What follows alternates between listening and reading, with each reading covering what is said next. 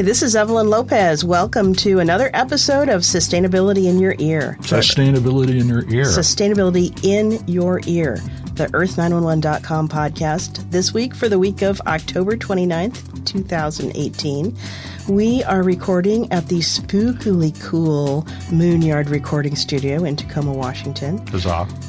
It's Halloween in a few days, so this is our Recycloween I love episode. Recycloween. It's the best.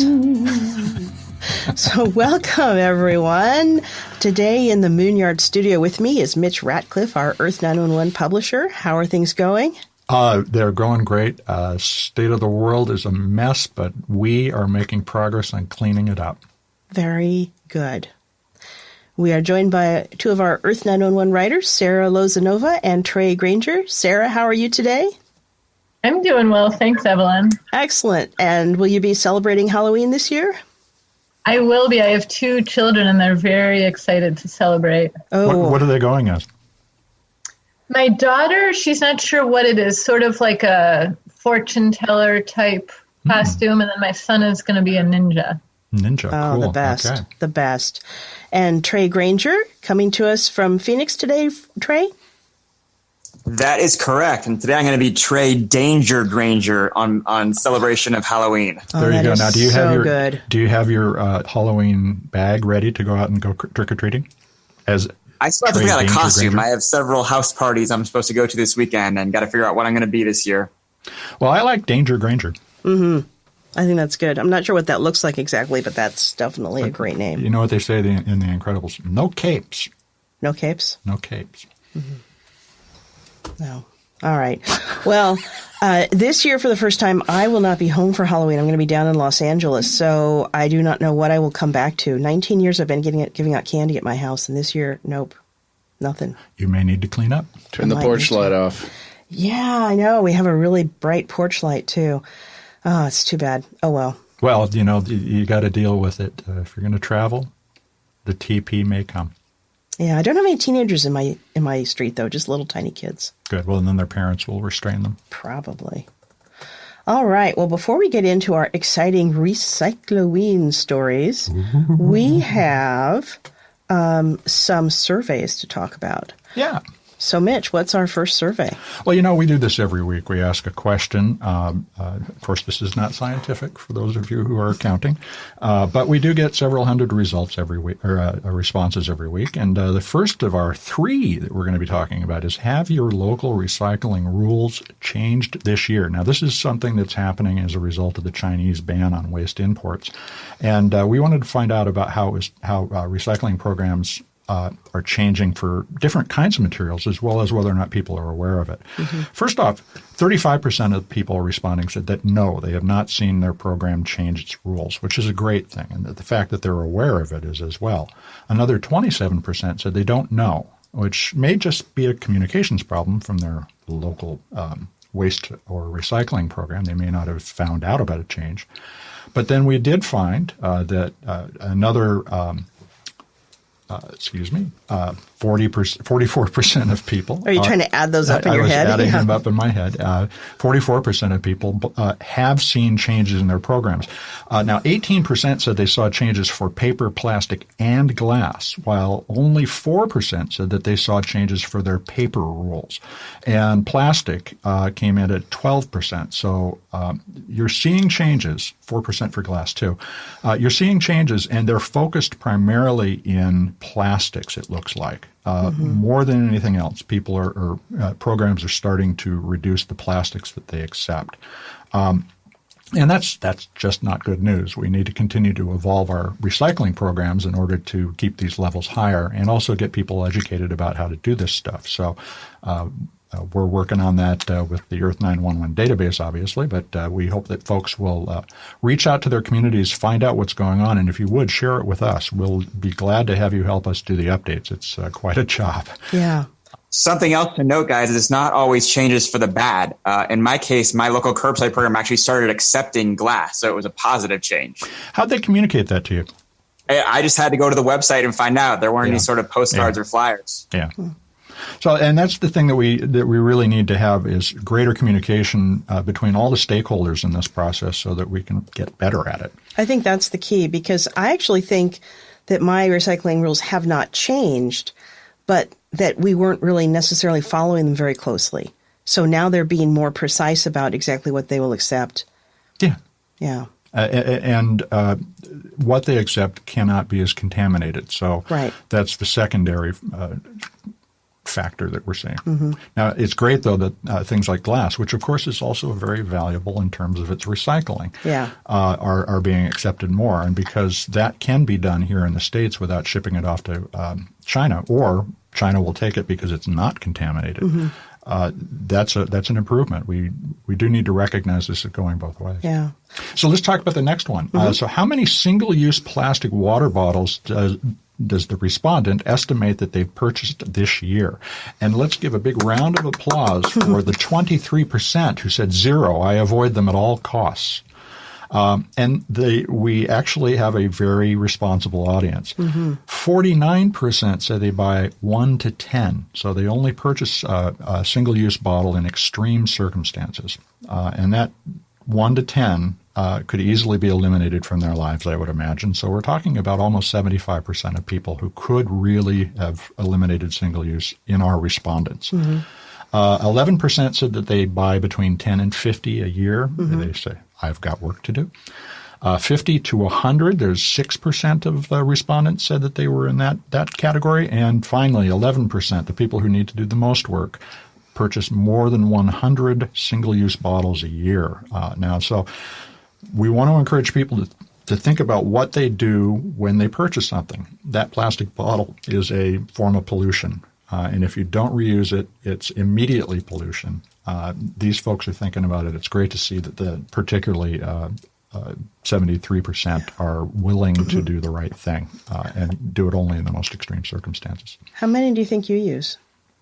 I think I probably have bought 14 or 15 this year. Yeah, I was thinking I really have cut it down because I've been trying to carry water bottles with me, but I think I'm probably still likely to buy one a month. Yeah, right about that, I think. And for instance, this last month I drove from Seattle to Spokane and ran out of the water that so I ended up buying it because there was no water refill station anywhere, and you don't want to just take it out of the tap in a rest room type thing. Yeah, no. Trey, what about you? Are you a zero user? As my recent waste audit article will show, I do buy some bottles, but I will say most of it is for emergency use. A lot of these natural disasters in this year, the first thing that goes at Costco is those water bottle packages. So I definitely encourage people to have a case on hand for emergency sake. Yeah, that's a good idea. Sarah, what about you? I'm in probably the 1 to 10 category. If I'm out somewhere and I forgot my water bottle and I feel heat stroke coming on, I'll buy a bottle of water, but it happens just a few times a year. Or possibly emergency supplies as well. Yeah. I hadn't really thought about the emergency supplies. That's a good point. Well, number 3. And this is one about both people's feelings about whether it's polite to help one another's neighbors in it getting better in recycling. That is, do they point out when somebody's making a mistake as well as when they are doing right? We asked, have you helped a neighbor recycle better? 75% said yes, it's the right thing to do. And 25% said, no, I don't want to be pushy. Yeah. And I think that's probably about normal for virtually any form of social interaction. 25% of people are going to stay away from it generally, and 75% are going to engage in some degree of interaction with their neighbors. Yeah, I have to say, I have never talked with a neighbor about recycling. But if you put it in a social media context, I have... What's a neighbor? Yeah, I have commented a couple of times on recycling posts about, I have a friend who has decided to, her hill she's going to die on is she will now rinse out her cat food cans, but she will not dry them. So that's the kind of debate that could be a little bit tedious for everybody involved. What do you think, guys? Sarah and Trey, how do you think your neighbors stack up on this? Well, I live in a eco-village community, so I think recycling is pretty high in everyone's mind already. One of the things that we started doing is we have a swap shelf, because I've noticed in the garbage, there's a lot of times useful items. Yeah. So we've started a swap shelf now in our neighborhood to try to extend the useful life of things. And people will put all kinds of stuff in there, things that are recyclable, like egg cartons, because some of us have backyard chickens or things like that. So it's been a way to even further reduce what we might otherwise be recycling. What about you, Trey? What's great about my community is they just started doing smaller garbage bins to lower your trash bill. And I'm really impressed that a lot of my neighbors have switched to that smaller bin. So you can obviously, they're recycling more to reduce what they throw in the garbage. Well, I have been talking about sustainability with my neighbors for years about various things, but they tend not to be so much about recycling, but about how to take care of the yard. Yeah.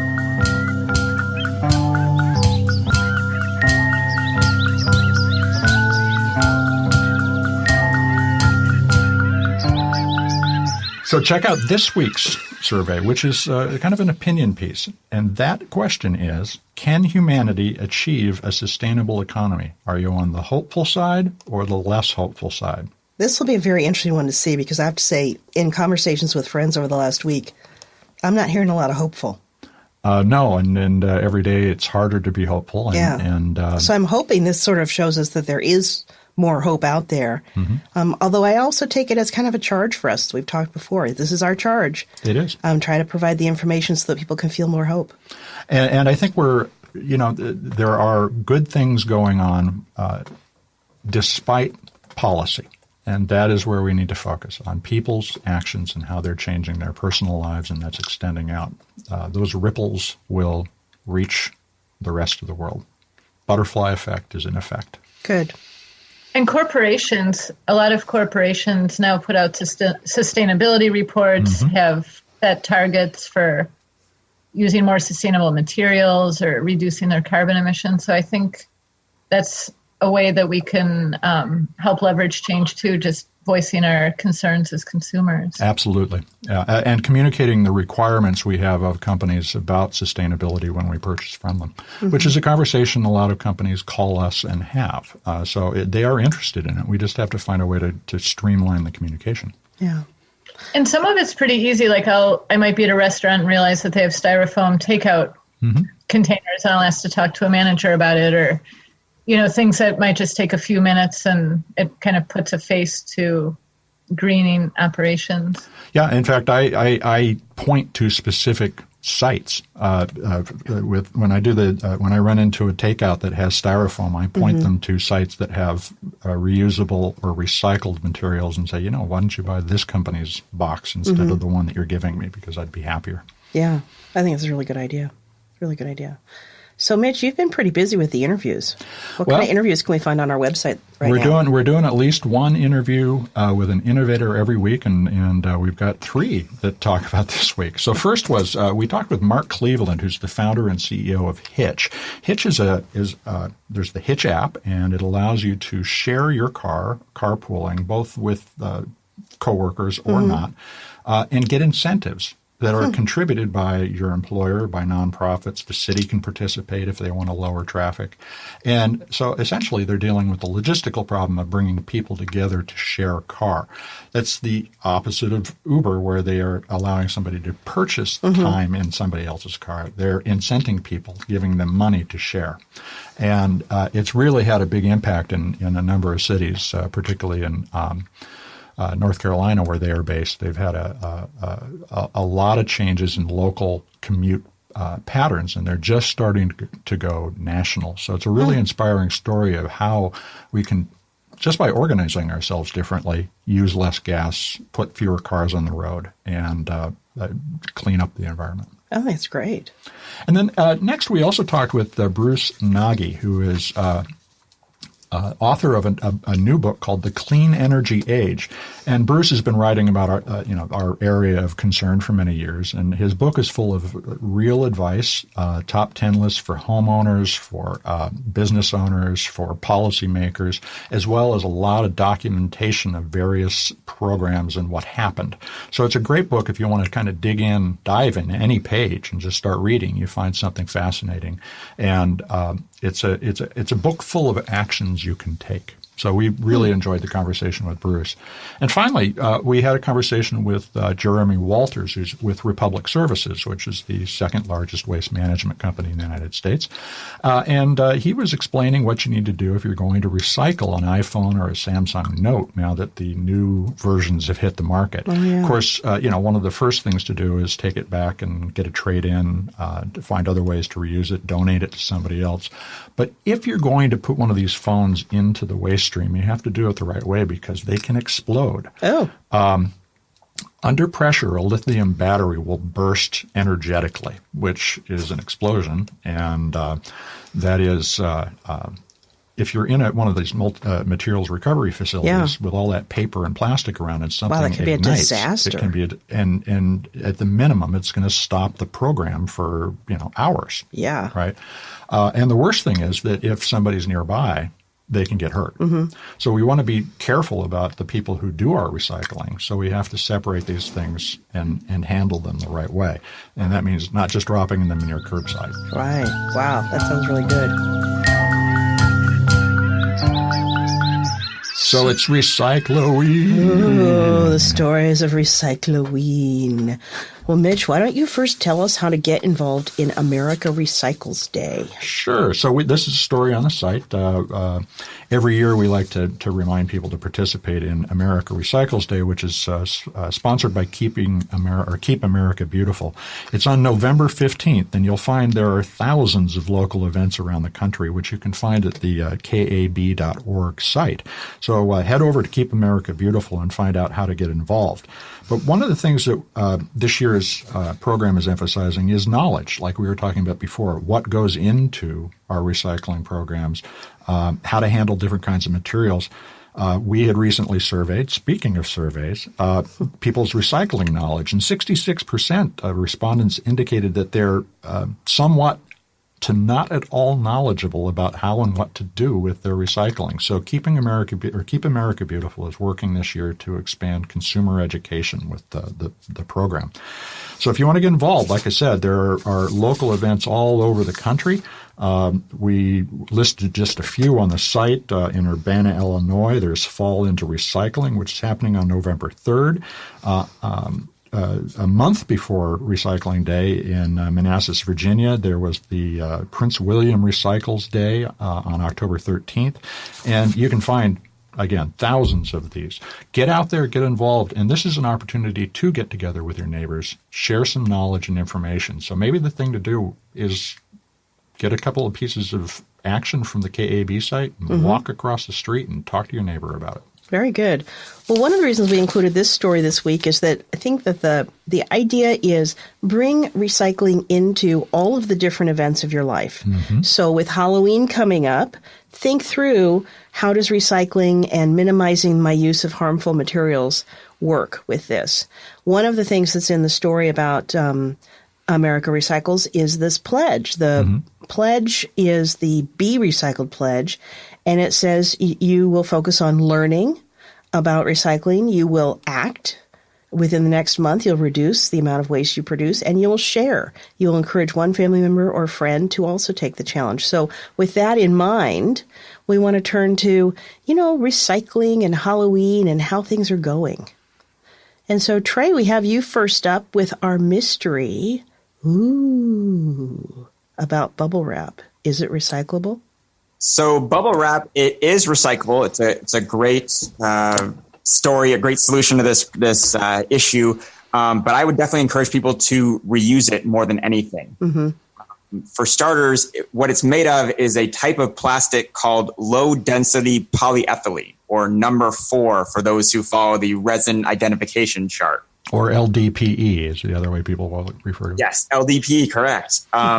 For those who are looking for a similar product, it would be like the produce bags you get at the grocery store. They're a little thinner than your typical shopping bag. Right, okay.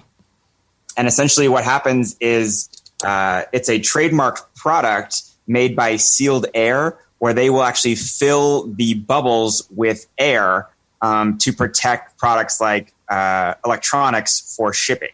And so I think a lot of people play kind of a game, they want to pop those bubbles. Definitely don't pop them if you can resist the urge, because reuse is a much better tool for this, and a lot of the value of the reuse is having them stay inflated. True. We have several items on the site that you can use your bubble wrap for, including you can make costumes out of it for Halloween. Very timely this time of year. But you want to make sure it stays inflated as a result. Sealed Air also does have a mail-in program, so you can actually send in your bubble wrap, as well as other products like the sealed pillows that you have for electronics, and foam packaging that's also polyethylene made by Sealed Air. They will accept all that via mail at no charge. And then if you do decide you want to recycle it and aren't going to use the mail-in program, you can also take it to many grocery stores that have plastic bag recycling, since it's the same material as the bags. That's good. I think I've mentioned before, I had a friend who had a small business, Cartridge World franchise, and I would give all my bubble wrap to her, because when they were sending their cartridges back into their home supplier, they didn't get any money to pay for supplies. Yeah. So they're wanting to recycle, but it's actually costing them. And so by me giving her the bubble wrap, that was some way of reducing their cost. Fortunately for her, she's retired. And so now I need to find a new outlet for my bubble wrap that builds up. Well, and that's an important point. We can help other people and organizations recycle better by doing a little bit of reuse ourselves. Well, Trey, what other recycling things should we be thinking about with regard to Halloween? What are some of the biggest waste producers? I would say the biggest one is something people don't really think about. I mean, we talk a lot about candy wrappers and decorations and things like that, and whether there's a recycling market. But the one we might take for granted is those red Solo cups. If you're having Halloween's a big time for house parties. Right. A lot of curbside programs will not accept those red cups because they're made from polystyrene, which is not one of the more easy plastic recycling markets. Wow. So I really encourage people, when they're looking to host a house party, consider an alternative source for your beverage containers than those red Solo cups. Well, I had no idea those were not made of a standard recyclable plastic. I did. Did you? Well, you've had some interviews with people who are producing like eco cups that will degrade. Right. So there are more options out there now. Yeah. The combination of whatever the liner is to make it hold the water, or whatever the liquid is, and the material is still problematic in many cases, but these new biodegradable cups, particularly bamboo cups, the fiber has a water resistant quality, so it serves as a cup and then breaks down. Nice. Well, our next story, Sarah, would you tell us about Halloween costumes and also eco-friendly fabrics if we're going to try our hand at making our own? Yeah, absolutely. One of the top recommendations that I have for Halloween costumes is to repurpose or reuse things that you already have. Like a lot of us have fun scarves or hats or wigs or all kinds of stuff. And you can put together some great costumes many times just from digging through the closet or maybe borrowing something from a friend or a neighbor. Another thing that can work out quite well, my son is repurposing or reusing his costume from last year, and he's really excited about it. So, considering costumes from last year, maybe spicing them up or adding an accessory. Another option is just making a costume. And sometimes you can take materials that you already have at home, maybe an old T-shirt, and make it into something new. Or instead of buying some of the plastic accessories, like instead of maybe buying a plastic sword or something, you can make one out of cardboard or and paint it. So it can be a fun process to get ready too, instead of just buying a pre-printed plastic costume off of the shelf. Well, you had a story up on the website on how to choose eco-friendly fabrics that I thought was really fascinating. Yeah. So basically, one of the main things that I was thinking about when I wrote this article is considering where the fibers come from, because a lot of fibers are synthetic, and so they're made from petroleum, basically. So buying fabrics that are not petroleum based and come from renewable resources. So bamboo is a great one. It comes from a highly renewable resource, and it requires few chemical inputs. And it's also really durable. There's another kind of fabric called lyocell, which is made from bleached pulp from fiber trees. Oh. And it's soft, and it also has antibacterial properties. Hemp is another great one. Organic cotton is a good option. The only thing is cotton requires quite a bit of water for production, so it's not quite as attractive as some of the other options. Well, this is an interesting question. So if you had the choice between an organic cotton shirt and one that was made of let's just say regular polyester, because polyester doesn't require as much water. Of course, it requires oil. Which would you choose? I personally would choose the cotton, and part of it's just the feel of it, because I don't like the feel of polyester materials, and then they're not biodegradable as well. Okay. Cotton is highly biodegradable, but non-organic cotton has a really big environmental footprint, like from pesticide use and also the water use, and a lot of cotton is genetically modified, but and that cotton's it's like buying both the polyester and the organic shirt and getting the worst of both. Yeah. And then now there's some recycled polyester options as well. Like Patagonia makes some fleeces and things like that out of recycled polyester, and H&M also has a conscious collection. So that's an area, again, where I was talking about how corporations can help create some of the solutions, and that's an area that we've been seeing that. Well, in the Halloween costumes, one of the things that I like to do is go to Goodwill. I mean, Goodwill and other thrift stores have huge selections of used costumes, and then, all just unusual attire like wedding dresses and things that can be made into costumes. But I'll also check out the sheets occasionally to see if there are large amounts of fabric that I can reuse. And so one of the things I'll look for the next time I'm doing that is there's more sheets now that are made with the bamboo than there used to be. So maybe I could find some more eco sheets to use for sewing. Well, the other thing that just occurred to me is we're talking about Halloween or Recycloween. Recycloween. But this also applies to people who are into cosplay. Oh, totally. Right. And there is a massive growing audience of adults who should be thinking about these kind of choices when they're making costumes as well. Yeah, that's true. I mean, that is a huge market. Yeah. Interesting. And because I was going to, try to relate stories about my children's, because we always made our costumes. But they still make costumes. Do they go to the Comic-Con type things? Selectively. Yeah. And they have their themes. Yeah. And they enjoy getting together and dressed up with other people. I think some of the most fun, unusual, exciting costumes, too, are things that are made out of repurposed materials, because they really involve creativity. Like when I was pregnant with my son, I bought a pair of overalls and cut out a circle in them.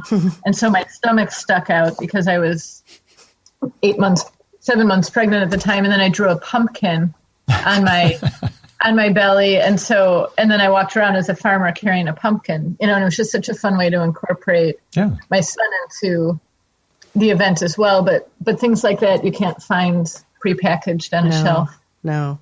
Well, I think too, and Sarah, you've mentioned this, having your kids be participating in figuring out their costumes and, maybe helping to put those together, that just expands the fun of Halloween so much more.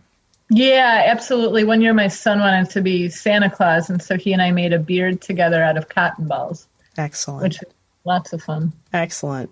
All right. Well, our last, not the last story, but the last Halloween story. Recycloween story is about alternatives to Halloween candy. And I was very interested in this.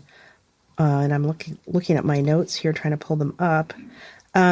So as a kid, and actually as an adult, I love candy. And I don't think I would have been very happy to get too many alternatives to candy.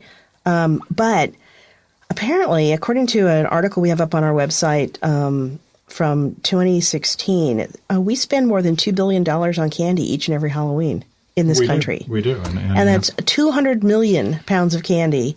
And the stats are that the individually wrapped tiny candies. The average American consumes 3.4 pounds of candy over Halloween, and I can attest that's probably accurate. And the average child consumes 7,000 calories, or the equivalent of 3 cups of sugar. That day in a very condensed period of time. I mean, so I started thinking, maybe some alternatives would be a good idea. Well, the problem is a lot of people still think that there are people who poison or put razor blades or whatever it is. All those urban myths. And there, I think, has only been one proven case of candy tampering in all of American history. Yeah. But I can still remember my mother saying, "Oh, I don't know about that. It might have a razor blade in it." Right. So delivering something to the child that looks and feels trustworthy is part of the problem of Halloween. And that's also just a trust problem with neighbors. Yeah, totally is. Well, and actually in my neighborhood, I don't know all the little kids. Mm-hmm. I mean, some of them I do, but a lot of them, if they're a street over, I don't know. But here's some alternatives, non-food alternatives that I thought were really great. And this one I'm using it next year, coins. And the author says, as a child, one of my neighbors had a bucket of coins to dish out at Halloween. We'd walk up to the door and they'd pour a big scoop of coins into each of our buckets. No matter that it was mostly pennies, we loved it. And I thought that's great. I would probably, if I got especially mostly pennies, that would probably be less than I spend on Halloween candy. Yeah, or you could get, the other thing you do is there might be commemorative coins or something, remind them to recycle. It could be all sorts of things. That would be interesting. Made interesting choices. Yeah. There's other choices, tumbled stones. I love that idea too, but I'm not sure if I want to bother to get tumbled stones. Halloween novelties, friendship bracelets. Now that could be fun. I could make those during the year. Glow stick necklaces. And bouncy balls. And every one of those things can be used more than once. Right. And it's kind of fun, especially if the kids are getting a lot of candy. But this is the most brilliant part of this article. This is a question of what do you do with the extra candy that you have? And that's where you get your 7,000 calories. That's right, exactly. But no, because I'm going to introduce you to the Switch Witch. Recycloween is getting more intriguing all the time. That's right. So the Switch Witch is a witch who needs a ton of candy because she's going to have a party with her other witch friends. So what you do is if you leave your extra candy out on the front porch, she'll take your candy and she'll leave you a gift in return. Interesting. Okay. So nice? It's a game in addition to a gift. Yeah. So probably your kids will keep some of the candy for themselves, figure out how much, take the rest, put it out front, and it's kind of like the Tooth Fairy, Yeah. In return, the kids the next morning get to go out and find a present where the Switch Witch is thanking them for their gift of candy. I love that idea. I think that is brilliant. Now then, of course, as an adult, then you've got to get rid of the candy. And there aren't trade-in programs, unfortunately. I know. Although there is information on our website about how to recycle your candy wrappers. So that's a start. There's a second story on the website about alternatives to candy that I thought had some really interesting things. One of the suggestions was seed packets, especially if you go out seed packets for indoor plants so the kids who are excited can start, some plants in the inside. Chia pet. Yeah. But I thought these were really excellent ideas, and I thought they would be fun. The kids are going to get plenty of candy anyway, so why not have some fun and do something a little bit different?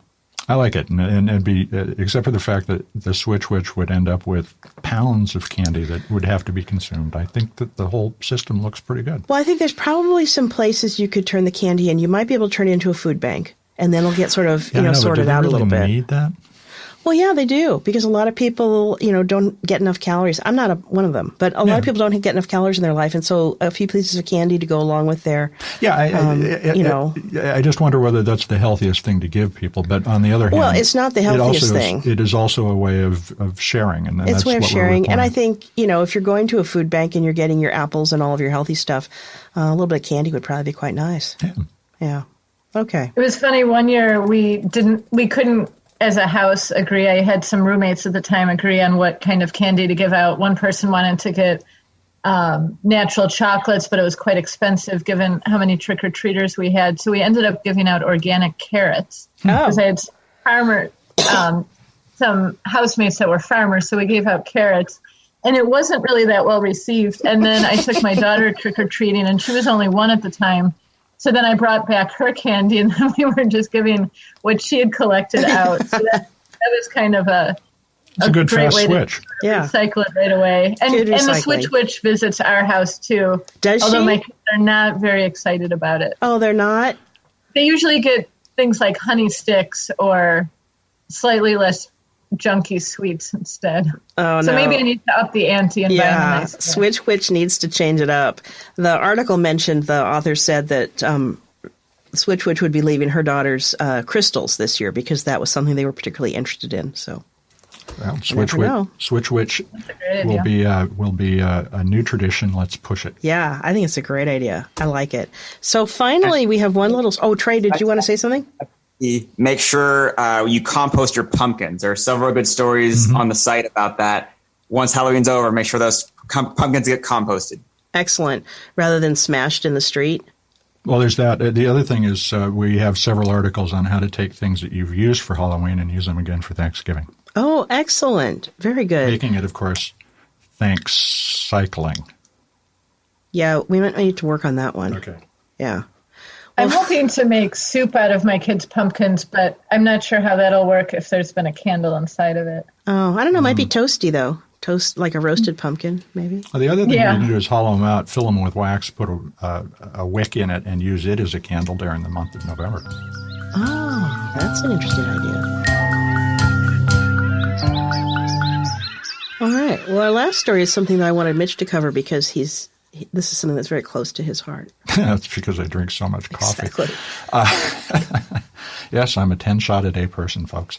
And Starbucks, as a result, uses 600 billion paper cups a year. Excuse me, they don't. They use about 6 billion paper cups. We as a society use 600 billion paper cups. And Starbucks wanted to do a better job, so they started a contest. And this is actually taken from what we have done with something called the X Prize, which was awarded for the first commercially viable space program. It's been awarded for a couple of energy programs. They lay out a $1 million or a $10 million goal and say the first one that gets it and can prove it can be done gets the money, and that has resulted in some significant things. What Starbucks is doing is they're putting out a $1 million challenge to inventors who can design a sustainable cup lid, and other materials you'd use in the coffee shop. And if you've got a better idea, you can enter before November 5th and be one of the contestants to win up to 1/6 of that money. Wow. But what comes with that is coaching by an organization called Closed Loop Partners, which is an investment fund that is dedicated to introducing the circular economy. So if you win, you get some money to launch a company to begin to make your cup or lid or whatever it is, the coaching to do it, and you can become a successful entrepreneur with Starbucks' help because, of course, they're going to buy these things. Mm-hmm. I think it's a great way for companies to get the kind of feedback. We actually had, about 3-4 months ago, started this conversation in our forums that we really needed a new coffee cup lid. We had suggested a couple of ideas there, in fact, members of the community. And interestingly, Starbucks released something shortly after we started talking about it that looked a lot like some of what we were describing. Not that it took it at all, but it's just, it's interesting that these ideas emerge at the same time. And that's really looking back over the course of history. Right now, we're at one of those points where we need a new way. Mm-hmm. In the past, we couldn't really account for the motion of the universe until we had calculus. And 2 people came up with calculus at the same time without talking to one another. That's the kind of thing we're looking at today. Is there's great ideas everywhere. How do we get them into consideration? And this approach with the contest is, I think, a great way to go. So if you have an idea, November 5th is the deadline. Get in. And you can find information about that at the Starbucks site. It's a really long URL, but it's in our story, which is called Starbucks $1 Million Compostable Cup Challenge. Excellent.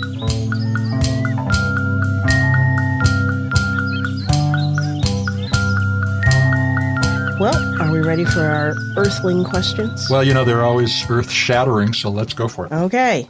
First up, from Karen in Kent. Kent, which is quite near Tacoma, actually, in Kent, Washington. She says, I'm curious, and I am too, so this is a good question. I'm curious if there's any place that takes and can recycle the array of little plastic caps from soup boxes, liquid eggs, vitamin bottles, etc. Well, first off, in Kent, Washington, you can put those things into your curbside program. But again, it's a matter of recycling it, cleaning, or separating it and cleaning it appropriately. So if the lids are dirty, wash them before you do so. And actually, Trey, why don't you talk a little about what the different kinds of materials are? Because this is several different kinds of plastic. Yeah, usually, or in the past, they used to make the caps from probably propylene primarily. A lot of the industry has actually shifted to make them more out of high-density polyethylene. So it used to be number 5 plastic, the PP, and now it's the number 2 more primarily, which is HDPE, which is a more commonly accepted plastic for recycling. So I think that's why you're going to see a lot more curbside programs willing to take these caps. And if you're wondering about this for yourself at home, and this is certainly the case in Kent, Washington, you can go to the Earth 911 search recycling search and enter your zip code and pick out one of the plastic lid categories in our search, and it'll tell you whether or not you can put it right in your curbside or whether you have to take it somewhere locally, and of course it'll provide those destinations. But these little bits and pieces of plastic that are in our lives are really the second order problem that we have. We talk about the bottles, but the stuff we use to seal them or to seal a similar kind of container are all over the place. And just in the last week, we've seen several pieces of research about the presence of microplastics, which we've talked about before. It's in more than 90% of our drinking water. And more than 90% of our bottled water, too. But they also found it in salt. More than 90% of table salt sold now includes microplastics. And just in the last few days, they found it in the human gut. Really? Well, I guess it doesn't surprise me if it's in salt and water. But the fact that they now can say we've tracked it end to end is something that is the beginning of research about its impact. So that's great to see. These small pieces of plastic are something that we let slip because they are kind of a hassle. Right. Take the time to separate them and put them in your curbside and we'll be better off. Right. Well, I'll tell you, I have disposable contact lenses. You wear them for about a week, 2 weeks, and then you throw them out. And I used to rinse them down the sink. And only recently did it occur to me that that was not the very smartest thing to do. And so now I wrap them in toilet paper and throw them in the trash. But I still worry. Well, the stuff going down theoretically should be treated, but the problem is that you're still talking about sub-2 micron fragments, and that's what we're finding in all of our stuff. Yeah. So the less stuff you flush down the toilet, too, is better. Yeah, I agree. Well, this is a good question. I think one of the confusions with bottle tops is that in some recycling areas, like in mine, you can't recycle the lids to like your yogurt container. But it's not because of the plastic. It's because of the shape of the lid and the way it gets caught in the machinery, I believe. Oh, and it also has to do with the material because it might be a composite material of aluminum and something else. Yeah. So our second question is from Eric, who asked the question on Facebook, which is great. He says, "Hi, I'm looking for somewhere to recycle EVA foam. I have blocks we were given as a gift for our baby. EVA foam didn't come up on your website. Could you help?" Well, so EVA foam is a craft foam, and you're very familiar with it. In this case, it's something that people use as bolsters for newborns, so they don't roll over or roll onto their stomach. And that's the use we're referring to here. But you've seen these things in pool noodles. Right, I was thinking pool noodles. EVA is what flip-flops are made from. Flip-flops, by the way, is the only EVA-based material we have in the database right now. Huh. Trey, tell us a little about EVA, because this is another one of those evolving plastic stories. Yeah, the foam is always a challenge because when we talk about recycling, what we're talking about is breaking something back down into its original material. When something is foamed, it can't be defoamed. So the only way you can make it into a new product is to make it into more of that foam. So there are programs that are mail-in based that will accept things like yoga mats for making them into new yoga mats. I'm not sure if they'll take EVA in all forms, though. Right, and that's so reuse is one of the best things you can do with this, and because it's generally treated as a craft foam, something you might carve. It's the blocks that you would use as a bolster for a baby are an ideal art project waiting to be carved away. So think about reuse rather than recycling as well. But EVA is a recyclable foam. Just think about when you're going to do it. It isn't necessarily time to recycle the first time you're done with it. Very good. All right. Well, those are the Earthling questions. Thanks, folks. Keep them coming. Any other things we want to talk about before we close out? No. Okay, then. This is the end of our Recycloween program. We hope everyone has a wonderful Halloween and takes the time to think about recycling in the context of how to celebrate this holiday. All you ghouls out there, have a great time. That's right. Well, I should add, last time we asked for your input on program themes, and we did get some advice about doing a show on world hunger and food waste, and we'll take that up in November around Thanksgiving, or Recyclo-giving, or Thanks Recyclo, whatever. We'll figure it out before that. We're going to have real trouble with Christmas, Hanukkah. Oh, man, it's going to be tough. Various other religions, religious holidays when we're recycling. That's right. But keep the ideas coming. We really appreciate it, and we will incorporate them into our schedule. If you have ideas or any other comments, send it to feedback@earth911.com. You can always find us on iTunes, SoundCloud, Spreaker, iHeartRadio, YouTube, and, of course, at our earth911.com website. And don't just find us, share us. Share us, do. And we'll see you next time. Take care, everybody.